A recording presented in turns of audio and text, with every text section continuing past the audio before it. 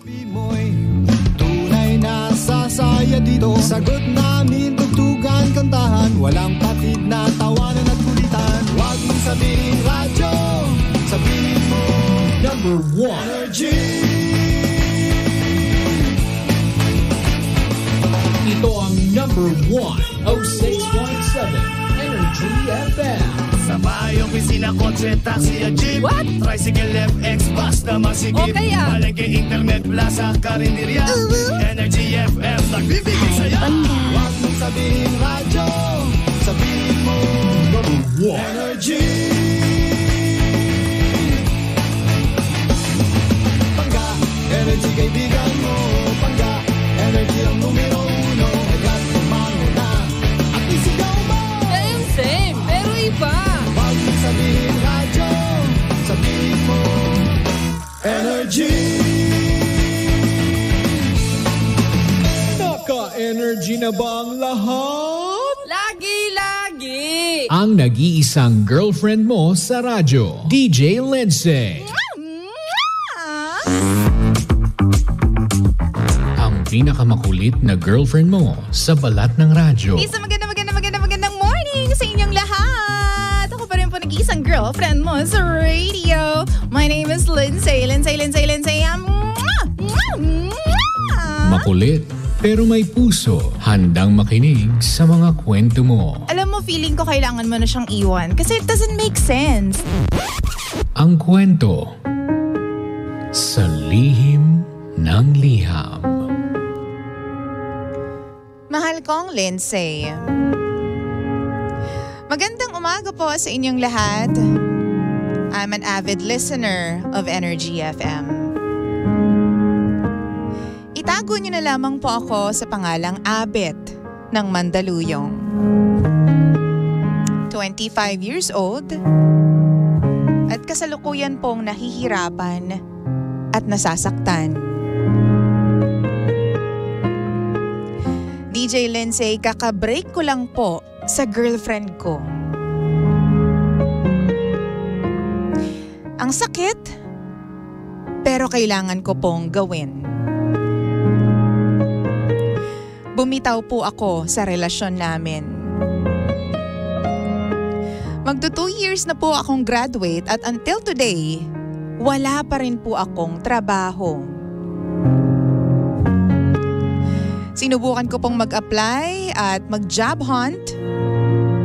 Pero unfortunately, hindi pa rin po ako natatanggap. On the other hand, my ex is a very hardworking person. Napakarami niya pong side hustle. Yung mga magulang niya po ay professionals din at medyo stricto po pagdating sa kanilang anak. Habang ako po, tulad nga ng sinasabi ng iba, palamunin at tambay pa rin. Hindi ko po maiwasan na ma-pressure sa tuwing magkasama kami ng girlfriend ko. Pakiramdam ko po, nanliliit po ako sa tuwing siya ang nagbabayad ng mga gastos namin sa dates. Sobrang nape-pressure po ako kasi hindi talaga enough yung budget panggala namin. O di kaya naman mga panregalo ko sa kanya to make her happy. Although alam ko naman na sasabihin niya lang na presensya ko lang, okay na. Lambing ko lang, okay na. But for me, hindi po sapat yon, DJ Lindsay. Kasi ang point of view ko po bilang isang lalaki is dapat ako ang gagastos. Ako ang magpo-provide para sa kanya. Kahit sa pang-date, kahit simple lang para mapasaya ko siya. Kaso, Siya palagi ang gumagastos at umuunawa sa akin. Dumating na rin po sa point na nahihiya na po ako sa mga magulang niya. Nawalan po ako ng peace of mind. Every time na tumitingin po ako sa kanyang mga mata, naaawa po ako sa kanya. Sa kanya at sa sarili ko. Pakiramdam ko po, DJ Lindsay, I am a bare minimum guy. Kaya po bago pa siya masaktan at bago pa po siya umiyak ng dahil sa akin, bumitaw na po ako. Kasi naisip ko, she deserves so much more. Yung lalaki na kayang ibigay sa kanya lahat-lahat. Yung lalaki na hindi magkukulang sa kanya. Yung lalaki na financially stable. Mababaw po ba ang rason ng pakikipag-break ko sa kanya? Mali po ba yung ginawa ko? Naawa po ako sa sarili ko. At sobrang nagigilty po ako dahil sa ginawa ko sa girlfriend ko. DJ Lindsay, gusto ko po sanang marinig ang opinion ninyo tungkol dito. Muli, ako po si Abet at ito ang lihim ng aking liham.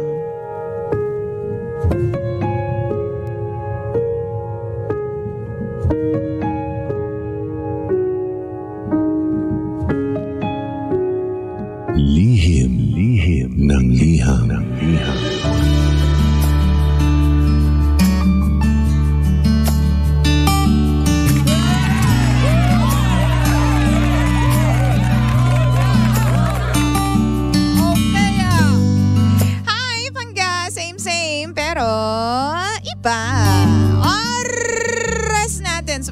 Check your time. 15 minutes makaraan po ang 9:00 ng nagmamagandang umaga. Wow! This is the Lihim ng Liham, mga panggaan. At your service all the way till 11 in the morning. Ang nag-iisang girlfriend mo sa radio. My name is Lindsay. Lindsay. Hello sa mga bare minimum guys. Hello sa mga lalaki na nagsi-self-pity pero hindi naman gumagawa ng paraan para mag-improve yung buhay nila. Masyado ka naman prangka, Lindsay. Hindi nga. Hello, Abet. Thank you so much kasi nan-trust mo yung iyong story at problema dito sa Lihim ng Liham. Pero, alam mo, friendship, wag na tayong wag na tayong magpaligoy-ligoy pa. Abet, kung nakikita mo na hindi talaga level yung buhay ninyong dalawa ng girlfriend mo, di ba dapat gumagawa ka ng paraan para somehow makaabot man lang kahit doon sa, di ba, gilid lang o di kaya naman hanggang sa tuhod lang ng level ng girlfriend mo? Di ba? Hindi ko sinasabi na mali yung pakikipag-break mo sa kanya, ha? Or hindi ko sinasabi na, alam mo yun, acceptable or hindi acceptable. Ako nasa gitna lang ako. Napaisip lang ako bigla. Kasi kung sinasabi mo na mahal mo yung girlfriend mo, 'di ba? At nakikita mo at alam mo sa sarili mo na marami siyang side hustle tapos ikaw tambay, 'di ba? Tawag mo nga sa sarili mo, palamunin. Why not do something about it? 'Di ba, friendship? 'Di ba, pangga? Nakatapos ka naman ng pag-aaral, imposibleng wala kang magawang paraan para kumita, 'di ba? Para makapagbayad man lang para sa date ninyong dalawa. Magkano ba yung fast food? Magkano ba yung mga pagkain diyan, 'di ba? O hindi naman kamahalan din, 'di ba? Unless pumunta ka sa mga hotel at mga restaurants na kaya mamahal talaga, 'di ba? So meron kang magagawa. Hindi ko lang alam kung bakit yun yung naging option mo, 'di ba? Yun yung kumbaga ginawa mo, yung makipag-break sa kanya just because hindi kayo pantay ng financial status ng girlfriend mo. Kasi kung siya may nagagawa, bakit ikaw wala? 'Diba? Kung siya nakakapagtiis, bakit hindi mo pantayan yung pagtitiis niya and do something about it? Para bandang huli, hindi niya na kailangan magtiis. Kasi okay ka na. Kasi, 'di ba, nakakapag-provide ka na. Dapat yun yung ginawa mo, hindi yung nag-quit ka lang. Siya nga nagtitiis tapos ikaw bumigay ka agad, bumitaw ka agad. Oo, imaginein mo, yung tagal ng panahon na nagtiis yung girlfriend mo, 'di ba? Na tiniis niya probably yung pang-sermon sa kanya ng nanay at tatay niya, 'di ba? Dahil sabi mo nga stricto, 'di ba? Professionals, ganyan. Malamang sa alamang may mga pagkakataon na pinaglaban ka niya sa mga magulang niya, hindi natin alam, 'di ba? Kasi minsan may mga ganyan yung mga magulang, 'di ba? Yung tipong, ano bang trabaho niyang boyfriend mo? Ganyan. 'Di ba? Oh, saan kukuha ng pagkain? Baka naman ikaw pa nanlilibre diyan, ha? Ganun. May mga ganyan ng mga nanay, lalong-lalo na. Sinong gumastos? Ikaw? Ganyan. Wala namang pambili ng yung jowa mo, yung boyfriend mo. Saan kukuha ng pera? Wala namang trabaho. May mga ganyan ng mga nanay, di ba? Siyempre, concerned lang sila doon sa kanilang anak. Kasi sila, tinitreat nila bilang prinsesa yung kanilang anak di ba? Tapos, ikaw, alam mo na nga na may mali, hindi ka pa gumawa ng paraan, di ba? Wow! Oo, sabi mo nagtatry ka naman na maghanap ng jobs online and nag-job hunt ka na rin, 'di ba? Pero habang hindi ka pa nakakakuha ng, 'di ba, ng job, ng iyong regular job, bakit hindi ka dumiskarte? Imposibleng wala kang makuhang diskarte, Pangga, promise. Napakaraming trabaho diyan. Kailangan mo lang talagang tiyagain, 'di ba? Ano ba naman yung habang hindi ka pa natatanggap doon sa trabaho na pinapangarap mo o gusto mo, huwag ka munang maging choosy sa trabahong nandyan na sa harap mo, di ba? Oo. Yun lang para sa akin. Feeling ko dapat hindi ka nakipag-break sa kanya. Kasi siya nga tinitiis niya kahit siya palagi yung nagbabayad diba? Pero I understand naman na baka, diba? Parang ang nangyari kasi ang naisip ko is that hindi mo ba kayang baguhin yung sarili mo para sa girlfriend mo to be a better person para sa girlfriend mo? Wala bang pagbabago? Ganyan na lang, forever and ever. Diba? Yan yung sinasabi ko palagi na kapag may nakikita na kayong mali sa pagkatao ninyo, sa ginagawa ninyo, sa relasyon ninyo, bago pa siya lumaki, solusyonan mo na. Kung kaya mo siyang solusyonan ng sarili mo lamang, 'di ba? Go mo na 'yan, gawin mo na, ayusin mo na bago pa siya maging isang malaking issue sa inyong relasyon, 'di ba? Wow! O baka naman natatakot ka lang. Natatakot ka na baka mamaya someone better than you will come along at ma-fall yung girlfriend mo doon, 'di ba? Oh. Baka naman natatakot ka lang na ikaw yung maiwan at ipagpalit sa iba. Doon sa ibang lalaki na mas maganda ang, 'di ba, posisyon sa buhay, nag-hustle, nagsasakripisyo, hardworking din tulad ng girlfriend mo, 'di ba? Baka natatakot ka lang. Oo, real talk. Takot ka, no? Oh. So, gawa-gawa din ng paraan. Hindi po pwedeng lagi ka na lang nagsi-self-pity, 'di ba? Hindi po pwedeng lagi mo na lang iniisip na hindi kami level ng girlfriend ko. Kasi kung mahal mo siya, gagawa ka ng paraan para kahit papaano, hindi man maabot mo yung level niya. Kahit papaano, 'di ba, umungos man lang sa buhay. 'Di ba, para kahit papaano yung mga maliliit na bagay as small as paying for the bill, 'di ba, pag nagde-date kayo, paying for the tickets ng cinema, ikaw nang mag-handle noon. Kasi hindi naman siya nag-a-ask for too much, 'di ba? Date, cinema, malamang, no? Mga sine-sine, movie, ganyan.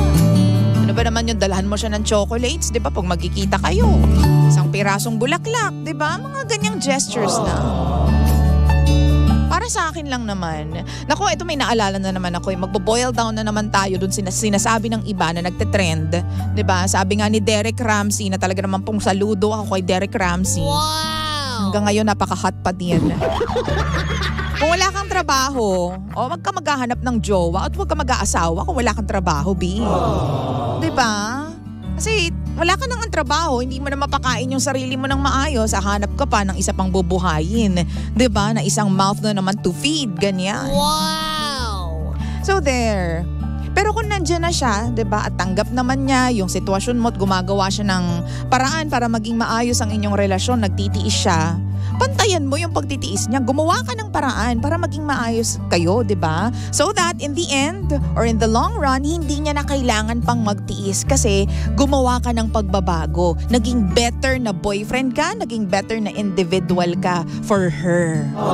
Di ba? Yun lang yun, B. Kalain mo, mahal ka nung girlfriend mo tapos pinabayaan mo lang siya, nilet down mo lang siya ng ganun. Sakit yun. Oo. Dali lang, basa po tayo ng mga comments natin dito po sa ating Facebook. Sabi ni Brian Hernandez, "Good morning, Lindsay. Dapat hindi pwedeng tambay. Hanap din ng trabaho. Kung walang makuhang trabaho, magnegosyo na lang. Gawa-gawa din ng paraan."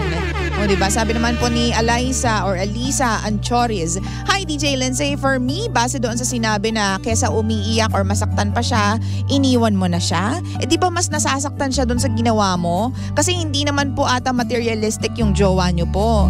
Hindi naman po trabaho ang maghahanap sa'yo. Ikaw po mismo. At hindi porket failure sa una, failure na agad sa susunod.